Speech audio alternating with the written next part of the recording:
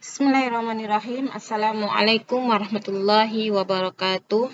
Alhamdulillahilladzi bi ni'matihi tatimmus shalihat wa bi taufiqihi tatahaqqal al-ghayat. Alladzi hadana li hadza wa ma kunna linahtadiya laula an hadanallah. Wassalatu wassalamu alal basyirin nazir wa sirajil munir sayyidina wa imamina Muhammad sallallahu alaihi wasallam.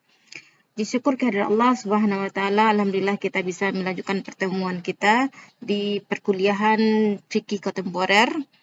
Dan ini merupakan pertemuan kita yang ke-12. Insyaallah kemudian salawat serta salam kita panjatkan kepada junjungan kita Nabi besar Muhammad sallallahu alaihi wasallam. Allahumma shalli ala Muhammad wa ala ali sayyidina Muhammad.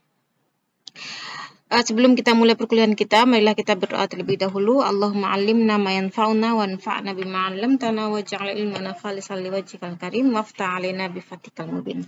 Amin. Fikih kontemporer, kajian kita sekarang yaitu tentang fikih siasah kontemporer, yaitu dan yang disilahkan dengan fikih siasah al-mu'asirah. Ya, dan dalam kajian fikih siasah kontemporer ini kita akan membahas dua materi yang digembor-gemborkan sekarang, yaitu bagaimana hukumnya perempuan sebagai kepala negara dan bagaimana hukumnya menjadikan Pancasila sebagai dasar negara. Perempuan sebagai kepala negara. Laki-laki dan perempuan sama di hadapan Allah Subhanahu wa taala. Oleh sebab itu, kiprah perempuan dan laki-laki setara dalam kehidupan. Ya, hal ini dinyatakan oleh Allah dalam firman-Nya surah An-Nisa ayat 124. A'udzubillahi minasyaitonirrajim. Wa may ya'mal minas solihati min zakarin aw unsa wa huwa mu'minun fa ulaika yadkhulunal jannata wa la yazlamuna naqira. Barang siapa yang mengerjakan amal-amal soleh baik laki-laki maupun perempuan, sedang ia orang yang beriman, maka mereka itu masuk ke dalam surga dan mereka tidak dianiaya walaupun sedikit pun.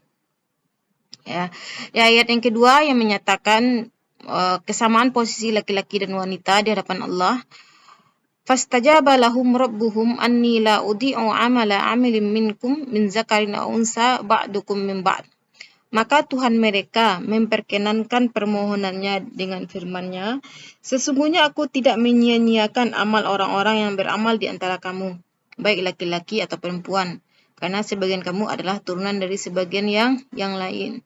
Ya, di dua ayat ini menyatakan bahwasanya kedudukan laki-laki dan perempuan di mata Allah sama, ya, baik dalam mengerjakan amal soleh.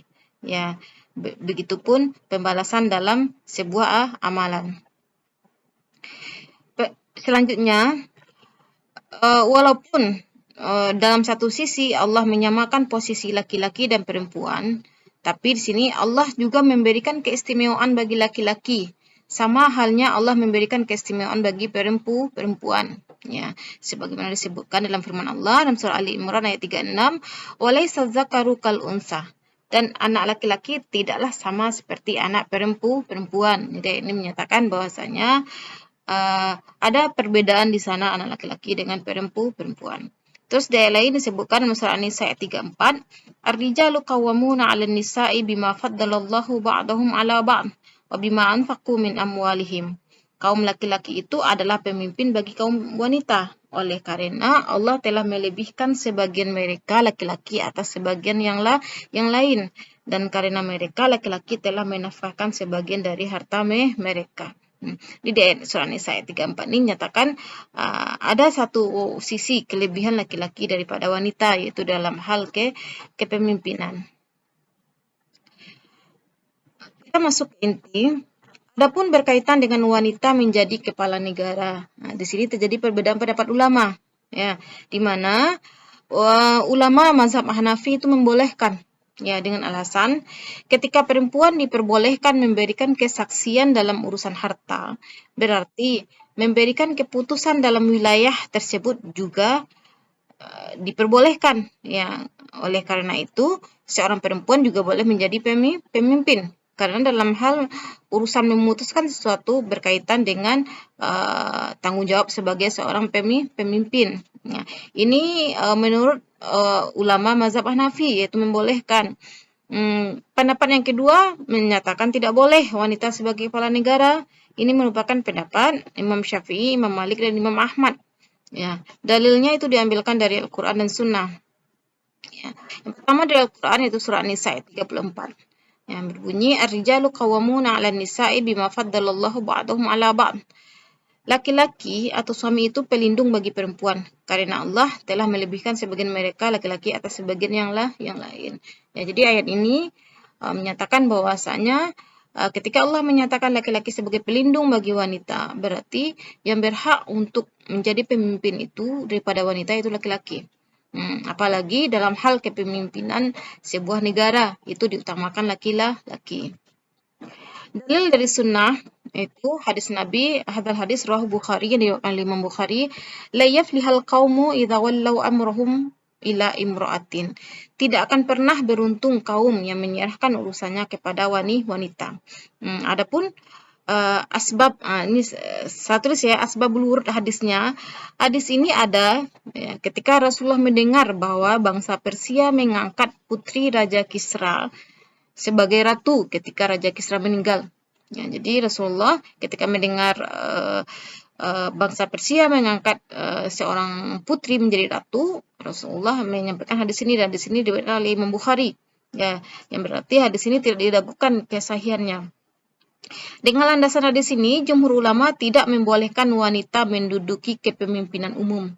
Ya, termasuk dalam kepemimpinan umum ini yaitu menjadi presiden dari sebuah negara. Ya. Sebagian ulama mendefinisikan ya, kepemimpinan umum ini dengan presiden. Ya. Itu kenapa menyatakan ada kelompok yang menyatakan bahwasanya wanita tidak boleh menjadi presiden. Dan sebagian lain menyatakan bahwasanya makna kepemimpinan umum atau wilayah uzma yang dilarang dalam hadis ini yaitu khalifah, ya, wanita menjadi khalifah. Dan dikarenakan kekhalifahan umat Islam sekarang tidak ada lagi dan berakhir itu pada masa kerajaan Turki Utsmani, maka itu kenapa Dr. Yusuf Qaradawi membolehkan, termasuk di antara ulama yang membolehkan wanita menjadi kepala negara, karena kedudukan kepala negara tidak sama dengan kedudukan khalifah. Kalau khalifah itu kan dia membawahi semua wilayah Islam dari berbagai negara dan dari berbagai benua. Sedangkan negara cakupannya lebih kecil, yaitu berdasarkan batas tertentu sebuah negara. Pancasila sebagai dasar negara. Sebagai seorang muslim, dasar pijakan dalam kehidupan berbangsa dan bernegara adalah Al-Quran dan Sunnah. Ya. Dan ini sudah merupakan sebuah keharusan ya. Jadi ketika seorang sudah menyatakan dirinya muslim, maka pegangan utamanya itu Al-Quran dan Sunnah. Ya. Namun di tengah keberagaman kita di Indonesia, karena Indonesia itu umatnya beragam, ada dari agama Islam, Kristen, Hindu, Buddha, Konghucu, maka Pancasila merupakan sumber hukum yang ideal dalam menciptakan keharmonisan dan kerukunan hidup berbangsa dan bernegara. Ya. Dan Pancasila ini juga merupakan ideologi bangsa yang juga terinspirasi dari nilai-nilai luhur ajaran Islam. Ya, kita buktikan ya. Apakah setiap sila-sila yang dikandung oleh Pancasila tersebut itu sesuai dengan nilai-nilai luhur yang dikandung dalam ajaran Islam? Nah, kita lihat dari sila pertama, yaitu ketuhanan Yang Maha Esa. Sebenarnya ketuhanan Yang Maha Esa ini sebenarnya sudah dinyatakan langsung dalam surat dalam Al-Quran, yaitu surah Al-Ikhlas ayat 1-4. A'udzubillahi minasyaitonirrajim. Qul huwallahu ahad, Allahus samad, lam yalid wa lam yulad wa lam yakul lahu kufuwan ahad. Dialah Allah yang Maha Esa, Allah adalah Tuhan yang bergantung kepadanya segala sesuatu. Dia tiada beranak dan tiada pula diperanakkan, dan tidak ada seorang pun yang setara dengan dia. Jadi pernyataan dialah Allah yang Maha Esa ini sesuai dengan kandungan sila pertama, yaitu ketuhanan yang Maha Esa. Sila kedua, kemanusiaan yang adil dan beradab. Ya, ini sesuai dengan firman Allah yang terkandung dalam surah Al-Hujurat ayat 1-3. A'udzubillahi minasyaitonirrajim. Ya ayyuhan nasu inna khalaqnakum min zakari wa unsa wa ja'alnakum syu'uban wa qabaila lita'arafu. Inna akramakum indallahi atqakum innallaha alimun khabir. Hai manusia, sesungguhnya kami menciptakan kamu dari seorang laki-laki dan seorang perempuan dan menjadikan kamu berbangsa-bangsa dan bersuku-suku supaya kamu saling kenal mengenal. Ya. Dan di sini saling kenal mengenal ini mengandung di sana itu nilai kemanusiaan. Ya. Sesungguhnya orang yang paling mulia di antara kamu di sisi Allah ialah orang yang paling bertakwa di antara kamu. Sungguhnya Allah Maha mengetahui lagi Maha mengenal. Jadi sila kedua yang berbunyi kemanusiaan yang di dalam beradab juga merupakan penjelmaan dari nilai-nilai Islami yang ada dalam surah Al-Hujurat ayat 1 sampai 3. Terus sila ketiga, persatuan Indonesia. Apakah persatuan yang dicanangkan dalam Pancasila ini juga ada atau juga merupakan ruh dari ajaran Islam itu? Ya, sini kita lihat dalam surah Al-Hujurat ayat 10. Innamal mu'minuna ikhwatum fa aslihu baina akhawaikum wattaqullaha la'allakum turhamun. Sesungguhnya orang-orang mukmin adalah bersaudara. Karena itu damaikanlah antara kedua saudaramu dan bertakwalah kepada Allah supaya kamu mendapat rahmat. Jadi dari ayat ini terlihat bahwasanya menyatakan semua orang mukmin itu bersaudara. Ya, karena bersaudara itu maka ketika terjadi perselisihan maka damaikanlah. Ya, nilai persaudaraan dan kewajiban untuk mendamaikan orang berselisih itu sesuai dengan nilai sila ketiga yaitu persatuan Indonesia. Sila keempat, kerakyatan yang dipimpin oleh hikmat kebijaksanaan dalam pemusyawaratan perwakilan. Intinya sila keempat ini secara umum bermakna bahwasanya segala sesuatu itu bahwasanya dalam menyelesaikan segala sesuatu itu diutamakan yaitu musyawarah untuk mencapai mufakat. Apakah musyawarah ini juga merupakan bagian dari ajaran Islam? Di sini terlihat dalam surah Al-Imran ayat 159, "Fabima rahmatin minallahi lintalahum walau kunta fazzan ghalizal qalbi lanfaddu min hawlik fa'fu anhum wastaghfir lahum wasyawirhum fil amr fa idza azamta fatawakkal 'ala Allah innallaha yuhibbul mutawakkilin." Maka disebabkan rahmat dari Allah lah kamu berlaku lemah lembut terhadap mereka. Sekiranya kamu bersikap keras lagi berhati kasar, tentulah mereka menjauhkan diri dari sekelilingmu. Karena itu maafkanlah mereka, mohonkanlah ampun bagi mereka, dan bermusyawarah dengan mereka. Kata-kata wasyawirhum fil amr. Ini sama nilainya juga terkandung dan diusung oleh sila keempat, yaitu sila kerakyatan yang dipimpin oleh hikmat kebijaksanaan dalam permusyawaratan. Jadi apapun masalah yang terjadi itu dilakukan dengan cara atau diselesaikan dengan cara musyawarah.